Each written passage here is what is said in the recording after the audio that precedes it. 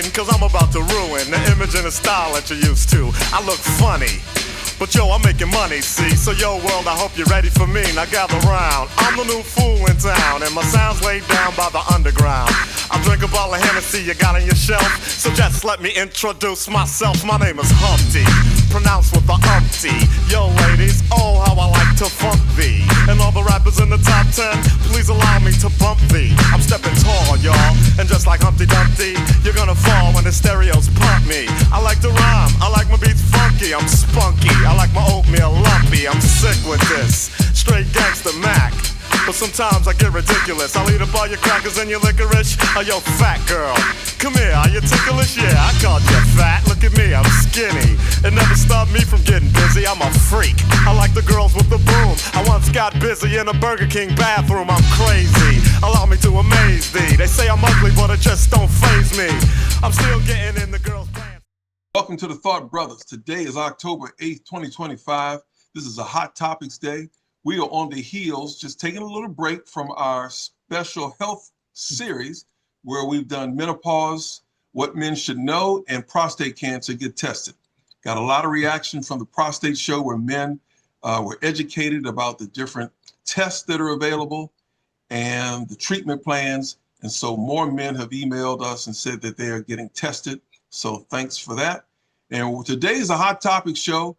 We're going to go start off with our elder statesman, the researcher, Mr. Spivey. He's all dressed up. Mr. Spivey, what say you? All dressed up with nowhere to go. Well, you know, I'm just going to briefly talk about something. I came across an interview of the President of the United States in an interview. It was on YouTube. And ironically, he was saying that he had to shut the government down. He was saying that when you shut the government down, some good things can come out of it.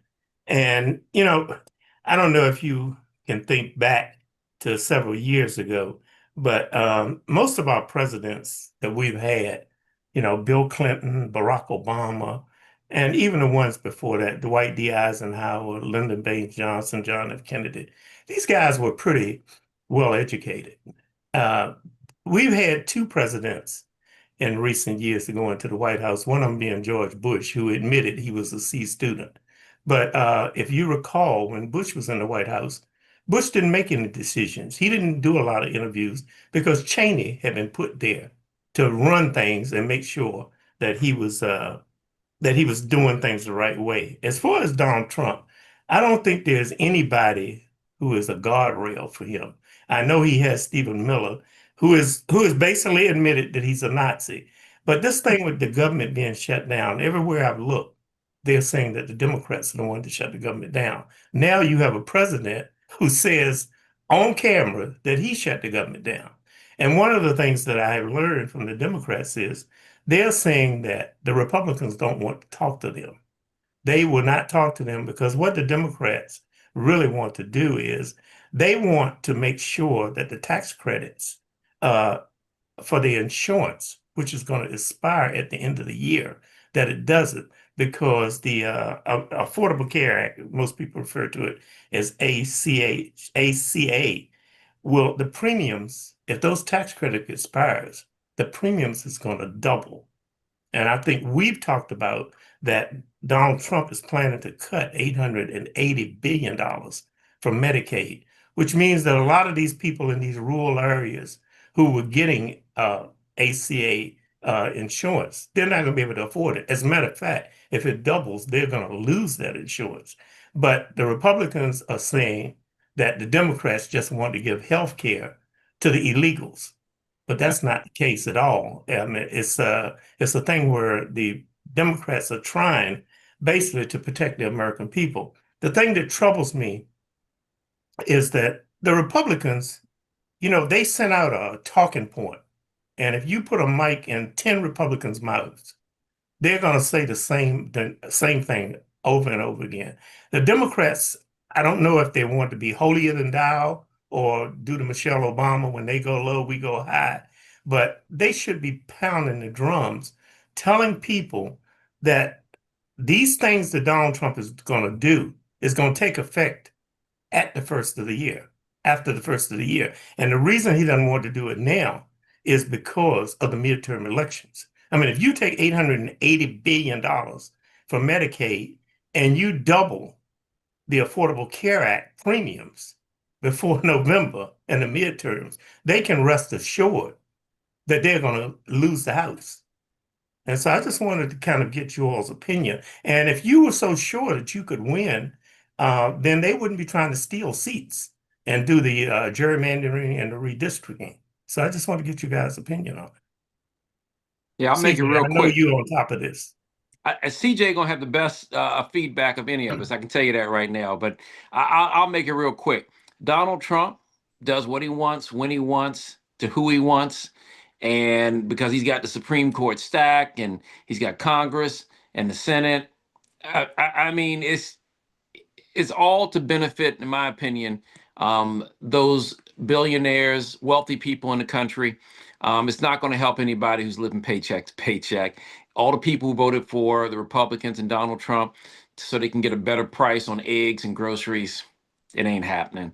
So I think that if you're a rich person in this country, hey, you're probably pretty happy about everything he does. If you're not rich, you need to wake up and realize what's going on, because it's going to affect you. The rich are going to get richer and the poor are going to get poor. And the only way to change it is to go out and vote on election day and get some different people in there. So that's my take. Okay, so at the federal level, well, let me start. I'm going to start with the Democrats because we'll start with the Democrats. This is the most pathetic leadership of anything. I'm not even talking politically. This is the worst than Ron Rivera coaching the Commanders. This is worse leadership than Urban Meyer coaching the Jaguars. Like I'm talking like this is the worst leadership I've ever seen. It's almost cartoonishly incompetent as Hakeem Jeffries and Chuck Schumer do everything in their possible power to make the Democrats look like the weakest, most hapless, most incompetent resistance party that we've ever had. Hakeem Jeffries and Chuck Schumer walked into Trump's office for that meeting, saw Trump 2028 hats on the desk, and decided to sit down and be embarrassed for a photo op and sitting in front of Trump 2028 hats as Trump basically laughs at them. As he said, they're not even listening to the Democrats' negotiations, as Chuck Schumer seriously and Hakeem Jeffries, they said this in an interview on CNN, that they seriously sent a strongly worded letter to the Republicans, and that their strategy is that they hope some principled Republicans will step up and finally buck Trump for some reason, which has never happened and never will happen. But that's their fantasy, and that's the Democratic strategy right now. Write strongly worded letters that will be tossed in the trash by the Trump administration, and to politely beg for just people to, as Mr. Spivey was saying, not have their health care premiums doubled and in some states tripled, mostly in Republican states, which is why they know, they're trying to avoid it, as he said, for the midterms. So if the Democrats don't highlight that, they're just losing the narrative battle, because they're not pushing back that they want to give healthcare to illegal immigrants, which is illegal, by the way, and really easy to push back on, but they don't have the messaging strength. They don't have the charisma. Hakeem Jeffries is making this all about him, which is, people are tired of these celebrity politics for the Democratic Party, where Hakeem Jeffries is like, oh, Trump was mean to me. Say it to my face. Say it to this, because it's not about you, dog. What are you going to do to help the American people? The Democratic Party won't articulate that. They're trying to make it about them and their celebrity and Chuck Schumer, so people are tired of it. On the Republican side, I know, Carlos, you're talking about the solution might be to vote, in future elections. I'm not sure if we're going to have future federal elections at this rate. I think people are a little, I don't know, not quite grasping where we're at the moment. So right now we have Steve Miller calling the Democrats a terrorist organization that is funding Antifa and things like that. They're using pretexts to use martial law. There's already military in the cities. There was a raid in Chicago where Black Hawk helicopters rappelled into an apartment building, zip tying children at night, abducting American citizens in the streets. The Trump-appointed judge blocked the military going in Portland because it's ridiculous. And now Stephen Miller and Trump are calling that Trump-appointed judge an insurrectionist who is an open rebellion against the government. So I think they're giving away the playbook here. They're trying to escalate some sort of violence at these facilities. I saw the ICE facility that they were talking about in Portland. Donald Trump has called Portland a war zone, a hellscape. And I saw Christy Nome on the roof of the ICE facility overlooking this violent protesters. I saw about 10 people chanting there, and one of them was a man in a chicken suit with a sign. And that is what they want you to believe, that they need snipers and the National Guard and the military on the streets to escalate these problems at ICE facilities, to use it as pretext to invade mostly Democratic American cities, because he's not sending these troops to Alabama. He's not sending them to Tennessee. He's sending them to Democratic led cities. And this is going to be the pretext that he uses to suspend the election. He's going to say that the Democrats are funding this violence of Antifa, and that the Democrats are a domestic terrorist organization, as Stephen Miller said.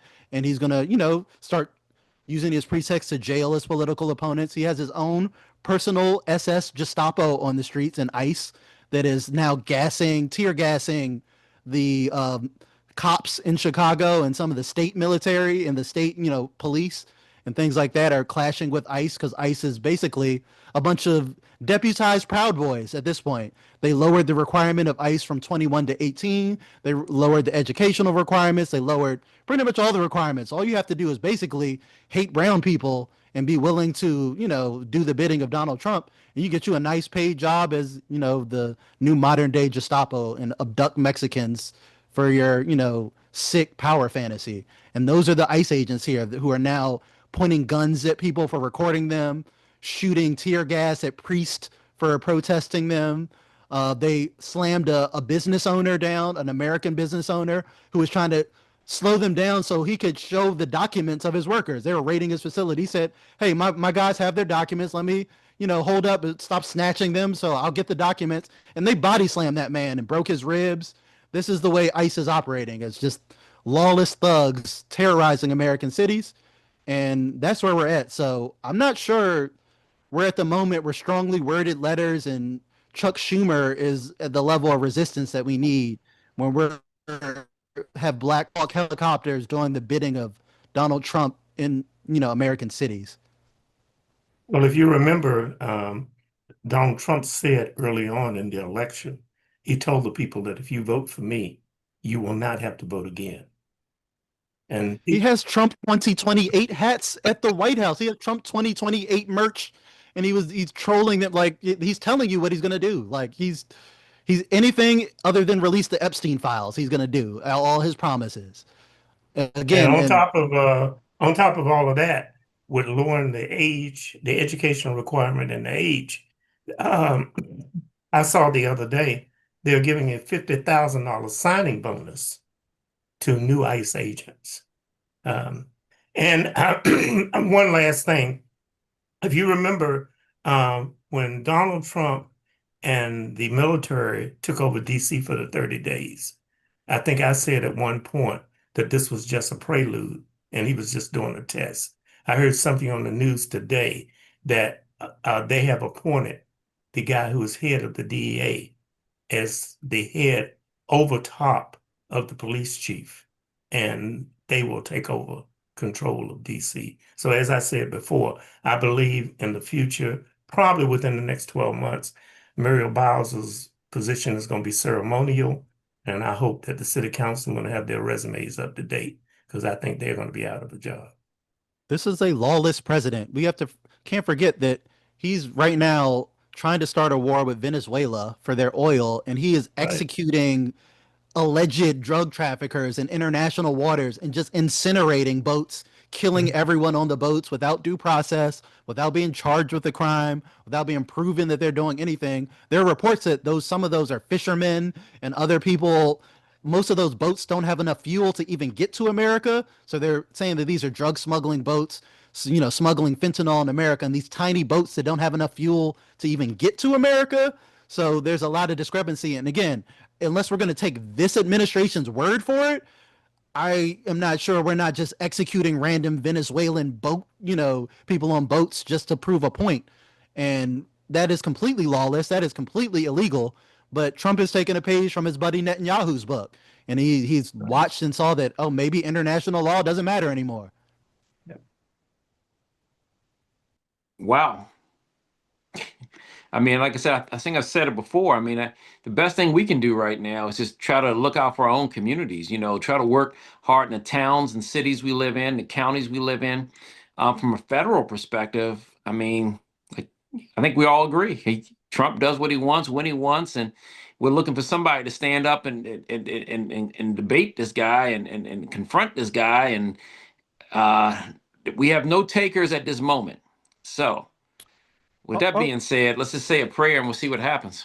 And even the ones that are standing up, Carlos, I mean, you have AOC, you have Jasmine Crockett, you have a few other people like that, but Chuck Schumer and Hakeem Jeffries consider them as being rebels. So they are not supporting them. They don't want to fight. I heard some about, and CJ probably can elaborate on it, but Hakeem Jeffries voted for the resolution on Charlie Kirk. That's correct. Yeah, pathetic. Yeah, that's correct. Yeah. Wow.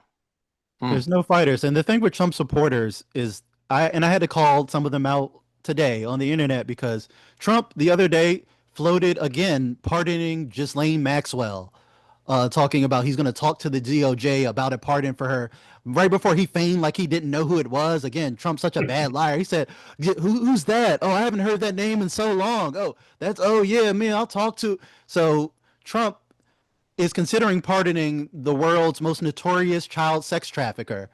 And I haven't really heard any peeps from MAGA. The fact that that's not a deal breaker is still amazing to me, that the guy, by all evidence in the world, is a pedophile and his people will still support him regardless. That's not the deal breaker. It's just amazing to me. Well, remember, he's smart enough somehow to always get just enough to have the majority, right? The country is pretty much split down the middle. I mean, 51% Republican and Trump and 49% Democrats. I mean, so he just, I don't know how he does it, but whether it be the Senate, Congress, the country, the popular vote, whatever, he seems to get just enough to control everything. So again, people out there across the country just have to think about what they're doing when they're doing it. And, because again, we gotta figure out something. But again, I'm just going to continue to work in my community, work in my county, city, etc., to try to make a better way. And hopefully all those people who with all that great education to work on Capitol Hill, somebody can figure out something and do something, because right now it's not happening. And we need somebody to emerge. Is there a young guy or young lady out there somewhere? Like you said, you mentioned a couple, but they're going to need support too. Well, it almost makes us think, do we need a third party? This might be a good time for an independent to come up and start another party, because it's always the Democrats or the Republicans. And again, a third party basically doesn't carry enough weight to overtake the Democrats or Republicans at this time. But what they could do is take away votes from one of those parties, right? And that's how the other party wins. So I don't know, but maybe we need some more. Maybe we need a political consultant or strategist on the show, because it's getting more complex day by day. I'm gonna bring up one last thing. I'm reading it right now, and it says Hunter Biden is claiming that Melania Trump was linked to Jeffrey Epstein. Is he right? How exactly did Melania meet Donald Trump, if not through Epstein? And why are they all seen posing together in a confirmed legitimate photograph? That's interesting. Go ahead, CJ. Yeah, they're friends for a decade. Like I said, it's the most obvious thing in the world, Donald Trump and Jeffrey Epstein. But to follow up on what Carlos was saying, that's another reason it makes it more ridiculous that the Republicans are blaming the Democrats. The Republicans control everything, and they are working against the weakest, most pathetic opposition party. They literally can do whatever they want, but yet he still blames the Democrats. And then for the healthcare, blaming the Democrats. And then it's very easy to see through the game, because all you have to do is ask, what is the Republican healthcare plan, since you guys hate Obamacare so much? Crickets. They still don't have one. They still can't articulate what their healthcare plan is. So their plan is to just allow the premiums to skyrocket, let them double, let them triple, because they don't have a plan. And they're trying to avoid coming up with one, because those insurance companies would like that quite a bit, to have those premiums go up. And those are their donors. Those are also the Democrats' donors. So they ain't fighting that hard. They're fighting hard. They're trying to, save themselves in the midterms. But at the same time, that's still a weak position to even fight for. They should be fighting for health care for the American people. That would be a great contrast instead of, could you keep some of the subsidies, please, in a way that is not under regular people aren't going to understand. You have to break down how the subsidies work and the legal. That's not effective politically when the Republicans are just literally punching you in the face. This is the analogy I heard that perfectly describes the Democrats. The Democrats are sitting at the table to play chess with the Republicans. They sit at the table, the Republicans repeatedly punch them in the face. Getting better at chess is not going to help this situation. Like they're just still like, oh, we need better chess moves as they get pummeled, and that's what's happening. Like you're playing a whole different game, and it looks pathetic, and it's not going to help us get anywhere. And despite how unpopular the Republicans are, if Chuck Schumer and Hakeem Jeffries are running the Democratic Party, they'll never win another election, and as long as that's the leadership, they just won't. Okay. Carlos, how about them Cowboys? Well, well, well. Well, how about those Commanders? They look like a different team with Jaden Daniels. I mean, it's a lot to think about. I mean, let me go through with the standings real quick, and then maybe we can come back and talk about it. But let me start with the AFC East first, and we'll come back to the NFC, right? So the AFC East, we got the Bills at 4-1, Patriots 3-2. Okay, this is pretty incredible. The Dolphins at 1-4. Okay, maybe we can start talking about new head coaching candidates. The Jets at 0-5. It's still a first-year coach, so let's see what happens down the stretch, because he should have had one against Tampa Bay, but he danced too early, literally. We got the AFC West.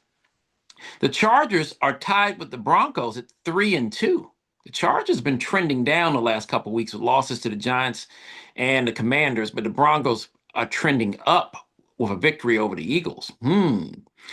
Kansas City Chiefs at 2-3. Don't count the Chiefs out. I don't think they're going to win the Super Bowl. They're not a dynasty anymore. They're starting to decline. They're starting to age. But they'll make it to the playoffs, but I don't think they're going anywhere. The Raiders at 1-4. Very disappointing with Pete Carroll. We thought he could turn that thing around. Maybe he still will.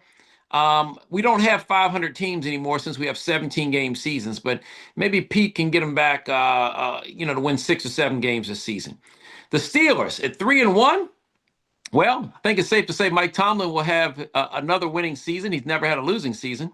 The question in Pittsburgh is, can he win a Super Bowl again? Because they want to kick him out of town if he doesn't. So we'll see. And then the Bengals are at 2-3. Man, without Joe Burrow, no good. Yeah. What did they do? They went out and traded for Joe Flacco. Somehow, Flacco was the starter in Cleveland, had a captain's badge on, and now he somehow has ended up with the Bengals. We'll see what happens with that one. The Ravens are 1-4, tied with the Browns at 1-4. Man, Ravens can't do anything without Lamar Jackson. The big thing that's most disappointing about the Ravens, they're giving up too many points on defense. The Ravens have been known for 25 years of having great defenses, whether Ray Lewis was there or not, or Terrell Suggs or whoever. They just can't stop anybody on defense. They're going to give up 30 and 40 points a game. They're supposed to lose. Now, the offensive part, Lamar come back and get his 30, but if the other team scores 35 or 40, the Ravens could be looking at their first losing season in I don't know when, but I think it's safe to say they already said they're going to do a reset or reboot if they don't turn things around. So I think Coach Harbaugh might be retiring soon. AFC South, Daniel Jones, didn't he play for the Giants? This guy plays for the Colts. They're 4-1. This is unbelievable. Let's keep our eye on this one because the Giants may have just totally messed up their quarterback situation by not giving Daniel Jones maybe a little more rope because the Colts look really good. The Jaguars, what's the quarterback's name down there? Came from Clemson. I forgot his name, but I'll tell you one thing. He's getting it done. He's looking real good. He stumbled and still ran for the winning touchdown. His name will come to me in a moment, but he's getting it done. The Jaguars are 4-1. Texans are 2-3. Considering they beat the heck out of the Ravens, I do not think the Texans are done. I think they're going to come back. Titans are 1-4. That's looking a little rough. Coming back to Mr. Spivey. Mr. Spivey, I know you're happy about the Cowboys, but the Eagles are still 4-1 on top of the division. Okay, the Commanders are 3-2, and they're trending back up with Jaden Daniels. The Cowboys are 2-1. I guess that's a moral victory, considering how the season started out.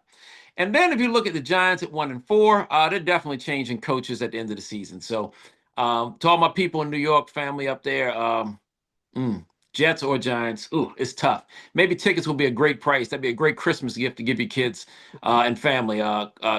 Tickets that aren't half price for the holiday season is 75% off. We'll see. All right, NFC West, 49ers at 4-1. 49ers are back. They've been to a couple Super Bowls in recent memory, and they haven't won one. Could this be the year? Seahawks at 3-2. Not looking bad. They're trending up. The Rams at 3-2 are probably a little better. They just lost that game the other night. They really should be 4-1 with the 49ers. This could be real interesting. That division is definitely coming down to the Rams and 49ers. So keep our eyes on that. And the Cardinals are up and down. They play great one week they don't. They're 2 wins, 3 losses. I don't know. But I'm thinking they're looking like a 9-win team. I don't think they're going to dominate anybody, but they'll get one and then lose one. The Lions are back. And the Lions, this team could be very scary because I'm scared, being a Commanders fan, that they remember what the Commanders did to them last year in the playoffs. So the Lions are going to be coming for blood. We'll see what happens on that. The Packers are 2-1-1. They have a bye? I guess they had a bye. Yeah. They're 2-1-1. Early bye. The Packers are still a threat, so we got to watch them closely. Vikings at 3-2. I think the biggest thing, J.J. McCarthy, their quarterback, is out injured again. So who is quarterback? Is that Carson Wentz? I'm not sure. But the Vikings, until they get stability at quarterback, they're not going to do anything. Donald is quarterback. Who's that? Donald. Okay. Yeah. All right. We'll see. We'll keep for the Vikings. Yeah. Carson Wentz was the backup. Yeah, J.J. McCarthy is the starter. Okay. Sam Darnold's in Seattle. Yeah, Sam. Yeah. He said, okay, Darnold. Yeah, he's in Seattle. Yeah. So I think the Vikings might have messed up made a mistake by letting Darnold go to Seattle, but I guess it's all about the money. And then the Bears at 2-2, they must have had a bye as well. Monday Night Football next week, the Commanders and Bears. Wow. I think the Bears are coming for blood considering what happened last year, but at the same time, we got a healthy Jaden Daniels. So I don't think that game's going to be as close as you think. I think Washington's going to run away with it because Daniels is back and he's well rested. Final division before I turn it over to you guys is the Buccaneers at 4-1. They lost. I think they recently lost the game, but the Bucs are still 4-1. So keep your eye on them. That could be something to look at. I'm sure the people in Florida are happy about that since the Dolphins suck so much. So between the Buccaneers and the Jaguars, could we have an all-Florida Super Bowl? That'd be something.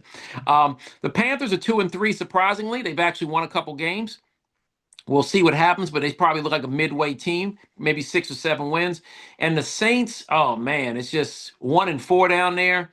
We'll see what happens with the Saints. But that's the NFL recap for records this week. I'll be quiet and give you guys an opportunity to weigh in on anything. And I know, Mr. Spivey, I'm going to go to you first about your Cowboys. What's going on? Well, as I said after the first game when they lost to Philly, they played a good game, even though they lost. And so I'm figuring that they're going to have a decent season.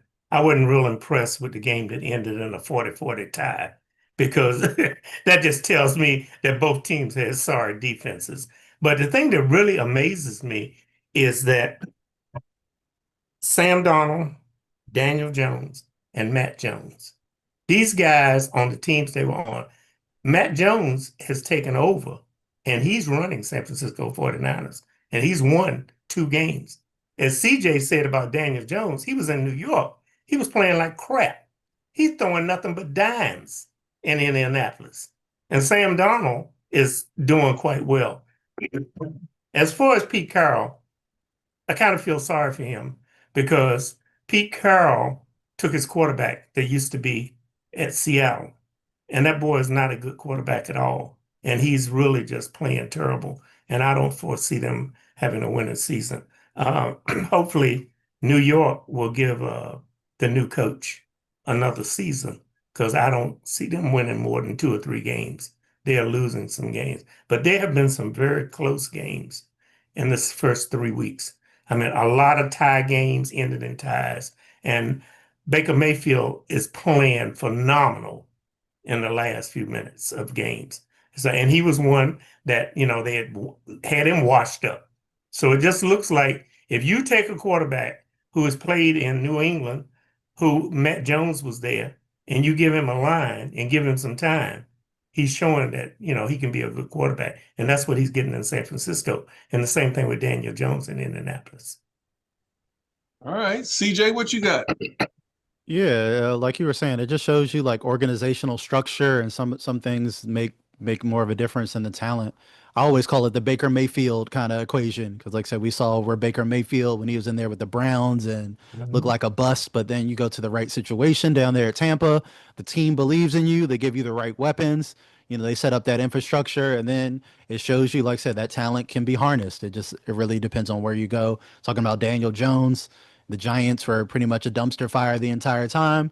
He goes somewhere else, gets a fresh start, which is rare and for black quarterbacks. But like I said, we saw Geno Smith go there to the Raiders and struggle.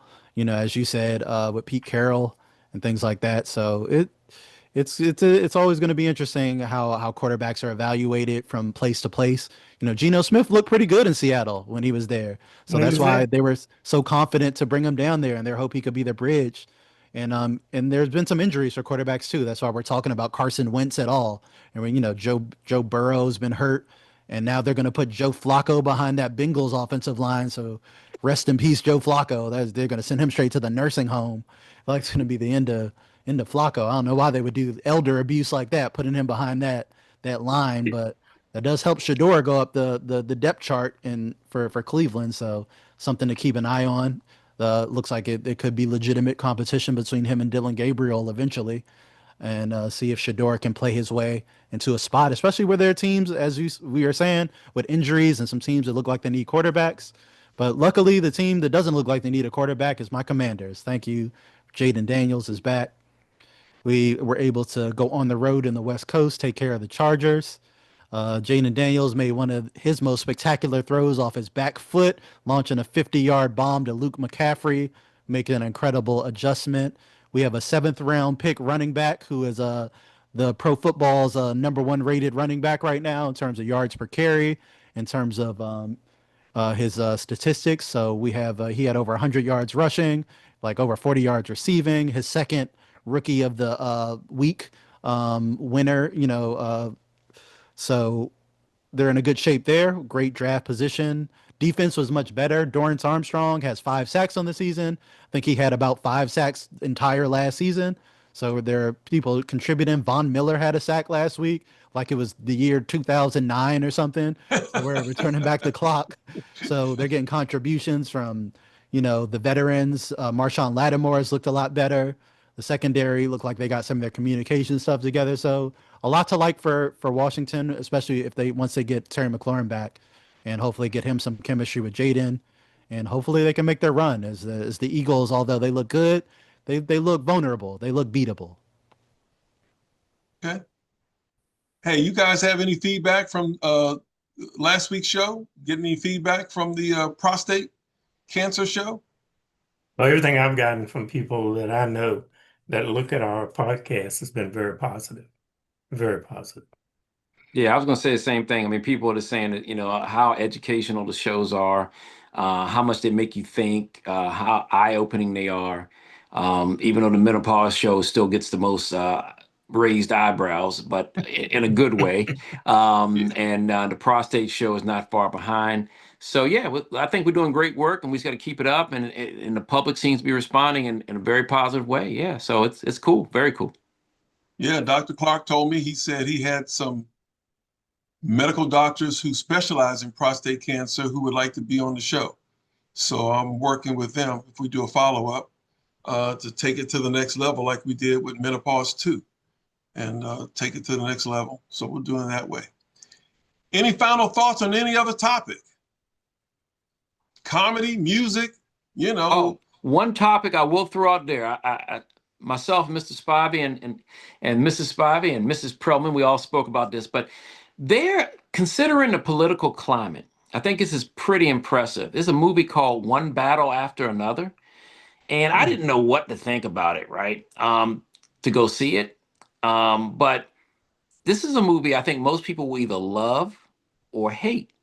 The reason being is that even though they film movies, what, a year and a half before they actually put them out. So you're thinking this movie's filmed sometime in 2024, maybe the early 2024. That's before Donald Trump gets reelected, right? If they're filming it. But the movie's out now, and there's several things. The movie's just crazy, right? There'll be a lot of things that make you raise your eyebrows, but there are a lot of messages, hidden messages, based on what we just talked about. I don't want to give pretty much too much away, but I will say the topic of ICE comes up. Okay, all right. I will say the topic of military enforcement comes up. I will say the topic of billionaires in a room making decisions comes up. So with those three topics, okay, it made me go from thinking I was watching a junk movie with no message to I'm starting to think like, hold on, these are some crazy messages here that are relevant to what's happening in the world today. So because of that, it flipped me from I don't like this movie to I think I love this movie. So Leonardo DiCaprio, I mean, he's made a bunch of movies, and Titanic and all those movies are his most famous. What was the young lady's name, Mr. Spivey? Is it Tiana Taylor? I believe. Tiana Taylor. Oh, Yeah. Tiana Taylor. Yeah. Okay, yeah, outstanding performance from her. And then the young lady who plays like a daughter, she was in a recent Apple TV show, I think called Presumed Innocent. I could be, I'm not sure, but with Jake Gyllenhaal. I can't remember the young lady's name, but she did a fantastic job as well. So it's really interesting. But again, without giving away a lot, I thought that was something where somebody was trying to send a message about today's political climate, but didn't actually hold a press conference and say, this is how I feel. So I thought that was a surprise. I think people, again, will either love it or hate it. I would love to hear what people think about that. All right, just for clarity, the name of the movie, and is it on a streaming service? If so, which one? Well, it's not on streaming yet. It's still in the theaters, but you know, still in the theaters. It's been in the theaters, I think, about 2 or 3 weeks. So heck, by the time it makes it to week 6 or 7, it'll probably be streamed. Or sometimes you can stream movies immediately that are in the theater. You just have to pay the $20 or whatever it may be. But one battle after another, starring Leonardo DiCaprio. Yeah. Okay. You know, I haven't seen it, but I plan on seeing it because I put Leonardo DiCaprio in that class with people that, you know, don't make bad movies. Leonardo DiCaprio has made a lot of movies, and he does not make bad movies. So I plan on seeing it. Hey, one more shout out to Sean Penn. He plays the greatest villain since J.R. Ewing or Darth Vader in this movie. Okay. All right. CJ, you're a movie guy, but you don't know how to talk about movies. But what else you got before we close out? I don't have anything. I haven't seen anything lately. I didn't see that. I heard that the DiCaprio movie was good. I've been planning to see it. Movies are just expensive. Like I said, I got to save my money. Hey, Tuesday night, half price at most movie theaters in America. I guess Tuesday night is the slowest night of the week, and a lot of people don't know that. But Tuesday night, usually half price movie tickets and half price popcorn. I mean, a $15 ticket for $7.50 makes me think it's 1995 again. Okay. Yeah, I don't want to go on my rant against the movie theater industry, but the movie theater industry has shot itself in the foot very much in the past decade. There's a YouTuber named John Campea who really covers this a lot. He was in the entertainment industry, but specifically AMC theaters, they've been doing a terrible job for the movie industry. One, movies are very expensive. One, concessions are incredibly expensive. Right. A small popcorn is like $9 to $11 for a small popcorn. The movie experience has gotten worse. They're showing you a bunch of commercials and stuff before the movie. So like if the movie says it starts at 8, that movie's not starting until 8:30 because I got to watch commercials, and then I got to watch previews, and then I got to watch a commercial for the AMC while I'm sitting in the AMC, which is still a pet peeve of mine. So I'm sitting, I've watched all that. I'm finally waiting for my movie's about to start. And then Nicole Kidman comes up and I got to watch a commercial for the AMC theater that I'm already sitting in. Like, you already got my money. I'm here. Don't let me just watch my movie. Why do I have to wait for another commercial for a place that I'm already inside of? It's very frustrating. So that's my rant against AMC theater specifically. The only thing I'll say is, Hey, tell us how you really feel. if you're lucky enough to find cinema, you might be able to see it well ahead of time. Wow. Okay. We'll end on that rant because I'm sure there may be some other people who will watch this will have that same experience that CJ had. So, oh my goodness. All right, everybody. You heard us. Those are our hot topics. We are the Thought Brothers, and until next week, we are out of here. Have a good one. Take care, folks. Black people, I do the Humpty Hump. I do the Humpty Hump. Come on, white people, I do the Humpty Hump. I do the Humpty Hump. Puerto Ricans, I do the Humpty Hump. Just keep on doing the hump.